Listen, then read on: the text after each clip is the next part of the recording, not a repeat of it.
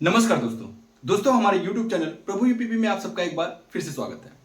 दोस्तों आज मैं जिस टॉपिक पे बात करने जा रहा हूं ये टॉपिक बहुत ज्यादा अहम हो जाता है क्योंकि यूपी पुलिस में पहली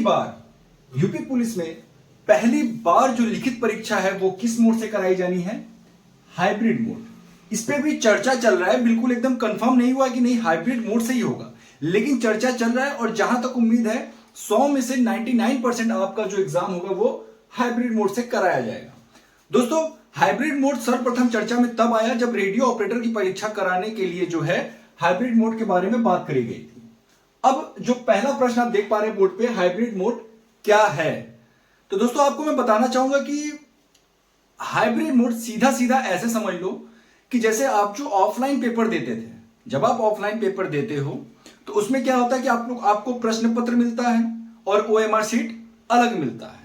आप प्रश्न पत्र से क्वेश्चन देखते हो, आंसर उसका जो है ओएमआर शीट में ABCD जो भी सही होता है उसको आप फिल करते हो। वैसे ही मैं बता दूं हाइब्रिड मोड में क्या होगा, जो आपका प्रश्न पत्र होगा वो आपको पेपर ना मिल करके, ऑफलाइन ना मिल करके, वो आपको मॉनिटर पे दिखेगा। जो आपका मॉनिटर होगा, ठीक, इस मॉनिटर पे आपके प्रश्न पत्र होंगे। आप अपने आईडी और पासवर्ड आपको बताया जाएगा जब आप एग्जामिनेशन हॉल में बैठेंगे।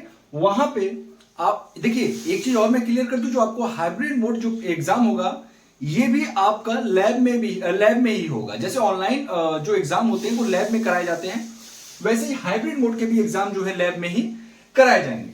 तो आपके जो प्रश्न पत्र होंगे ये आपके मॉनिटर पे दिखेंगे, इसका जो आंसर आप देंगे वो कहां देंगे? ओएमआर सीट पर। ठीक, ओएमआर सीट पर इसका जो है अलग से आप आंसर देंगे।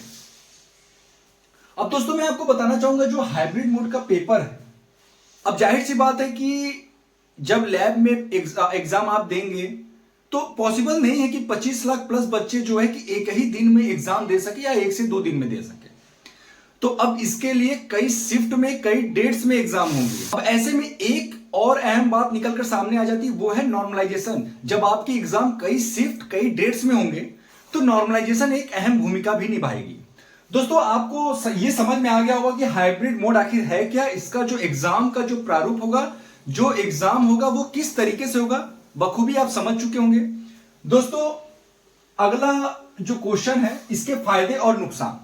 दोस्तों इस क्वेश्चन का आंसर बताने से पहले मैं आपको बता दूं, अगर आप यूपी पुलिस कांस्टेबल की तैयारी कर रहे हो और आपको समझ में नहीं आ रहा है कि आप किस किताब की सहारा लें, तो दोस्तों चक्षु प्रकाशन आपके लिए लेकर आया है एक शानदार गाइड। इस गाइड के माध्यम से आप अपनी तैयारी को बहुत अच्छा कर सकते हो। दोस्तों इस गाइड में जितने भी सारे पॉइंट, जितने भी सारे तथ्य प्रोवाइड कराए गए हैं वो आपके सिलेबस के अकॉर्डिंग ही डिजाइन किए गए हैं। दोस्तों चक्षु प्रकाशन की इस गाइड के अलावा इनका एक प्रैक्टिस सेट भी मार्केट में उपलब्ध है। दोस्तों इन दोनों ही किताबों को आप जो है ऑनलाइन और ऑफलाइन दोनों ही माध्यमों से परचेस कर सकते हैं। दोस्तों अब मैं चलता हूं अपने अगले प्रश्न की तरफ, इसके फायदे और नुकसान। बात करें इसके फायदे और नुकसान की, तो देखिए दोस्तों इसके फायदे तो यही है कि जैसा कि आपको बता दूं, ये जो कदम उठाया गया हाइब्रिड मोड से पेपर कराने का, इसका सिर्फ और सिर्फ उद्देश्य यही है, जो नकल माफिया है उन पर लगाम लगाने का उद्देश्य है। ठीक है, जो नकल होता है या फिर यूं कहे जो सिस्टम को हैक किया जाता रहा है, ठीक, उस पे जो है हाल ही में आपने देखा होगा यूपीएसआई स्कैम जो था, उसमें किस तरीके से जो है कि 100 प्लस बच्चे जो है पकड़े गए हैं जो कि सिस्टम को हैक करके एग्जाम दिए थे और मात्र 10 से 15 मिनट में, वो अलग बात है वो पकड़े गए लेकिन हैक तो हुआ ना।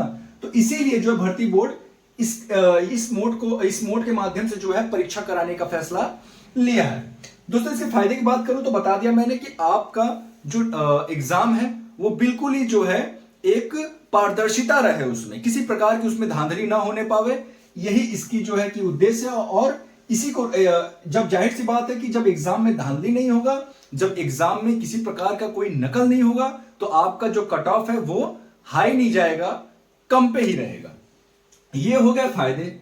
नुकसान की बात कर लेते हैं। दोस्तों जाहिर सी बात है हर एक चीज का फायदा और नुकसान दोनों होता है। दोस्तों एक चीज मैं बता दूं, ऑफलाइन, ऑनलाइन, अब ये तीसरा माध्यम जुड़ रहा है हाइब्रिड मोड। ठीक है, तीनों ही माध्यम मैं लिख देता हूं, ऑफलाइन,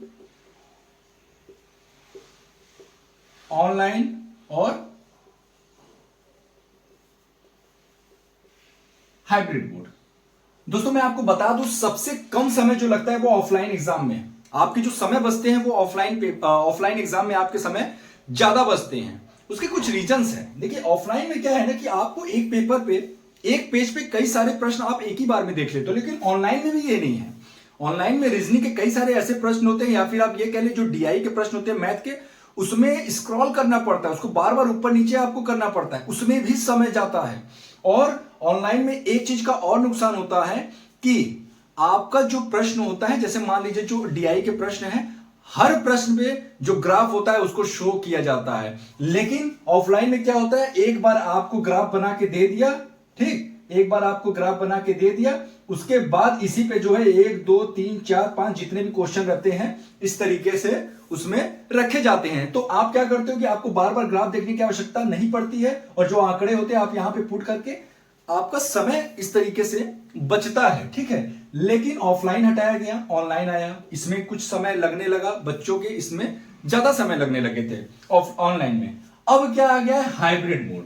अब इसमें तो ये समझ लीजिए कि आपको स्क्रॉल तो करना ही है करना, साथ ही साथ जो ओएमआर सीट है उसे भी भरना पड़ेगा, ठीक, जो ओएमआर सीट है उसे भी भरना पड़ेगा। तो जाहिर सी बात है कि इसमें समय ज्यादा लगेगा।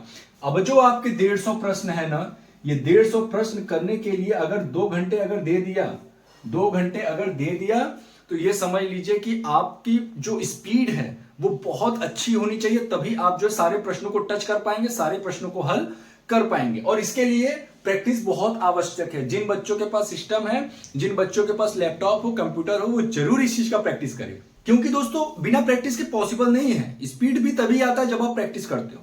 तो दोस्तों ये जो है हाइब्रिड मोड से संबंधित कुछ इंपॉर्टेंट पॉइंट्स थी। दोस्तों उम्मीद करता हूं आपके मन में जितने सारे डाउट्स रहे होंगे हाइब्रिड मोड को लेके, सारे डाउट्स मैंने क्लियर कर दिया होगा। दोस्तों अगर वीडियो अच्छा लगा तो प्लीज वीडियो को लाइक करें, चैनल को सब्सक्राइब करें। दोस्तों फिर मिलेंगे किसी अन्य वीडियो के साथ, तब तक के लिए जय हिंद, जय भारत।